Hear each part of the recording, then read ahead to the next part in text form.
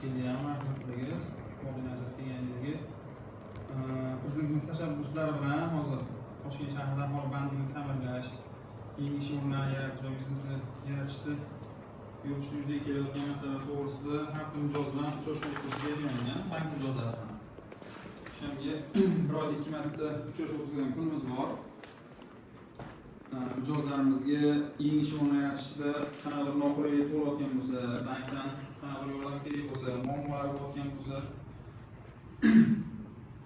shularni gaplashib, suhbat qilib, qo'limizdan kelgancha kimga qanday yordam berish kerak bo'lsa, beramiz. Keyin undan tashqari agar bankdan muammo bo'layotgan bo'lsa, kimdir nimadir cho'zilayotgan bo'lsa, masalasi, shunaqa narsalar bo'lsa,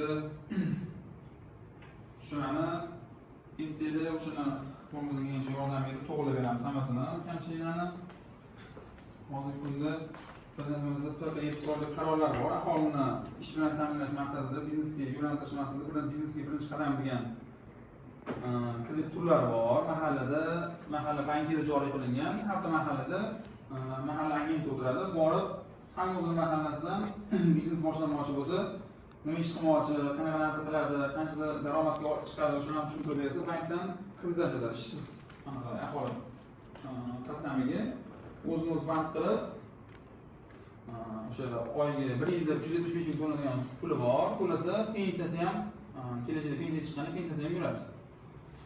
Korxonalar uchun yangi ish o'rnataman desa, kredit olaman desa, ish o'rni yaratish soniga qarab kredit foizlarini ham pasaytirilgan qilib beriladi. Keyin misol uchun kimgadir stanok olsa, ish o'rni yaratilishi mumkin. Kimdir kattaroq joy sotib olsa, ish o'rni yaratilishi mumkin.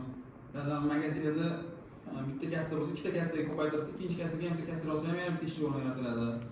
Shunaqa har xil yo'llar bilan Toshkentdagi, endi biz Toshkentda joylashgan, Toshkentdagi ishsiz yurgan, ish topolmay yurgan aholini ish bilan ta'minlash maqsadida o'zini daromadi bo'lsin deb shunaqa qarorlar chiqaryapti. Taka 312 qaror bor. Prezidentimizda biznesini kengaytirayotganligi 300 milliongacha kredit summalari beriladi. Bekzod degan kreditlanishligimiz bor. Yuridik mijozlarimiz bo'yicha navola kredit agar kerak bo'ladigan bo'lsa, murojaat qilib, ko'rib, skoringni o'tkazib, korxonalarni tekshirib, zaruratini qilib beradi. Nodir bank glavamizni hamma taniydi. Navola buxgalteriya bo'yicha nimadir savollar bo'lsa, agar yordamimiz kerak bo'lsa, keyin qolgan bu hamma adresimiz bo'yicha mana bu ishni ochib, sizlar bemalol gaplashib, masalalar bo'lsa hal qilib beramiz. Xudo xolasa, ishimiz qolib ketmaydi.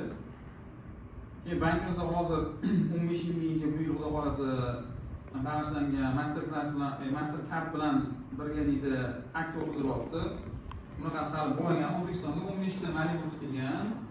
15 ta Malibu yutib olish uchun har bitta bank mijozi Mastercard olsa bo'ladi yoki ro'amosini, Jivoni yoki virtualni olsa bo'ladi. Uning uchun virtualni olish uchun UFB birlashganini skechlatib olib, o'sha yerda virtualni Mastercardni olsa bo'ladi. U ham qatnashadi nimadaga?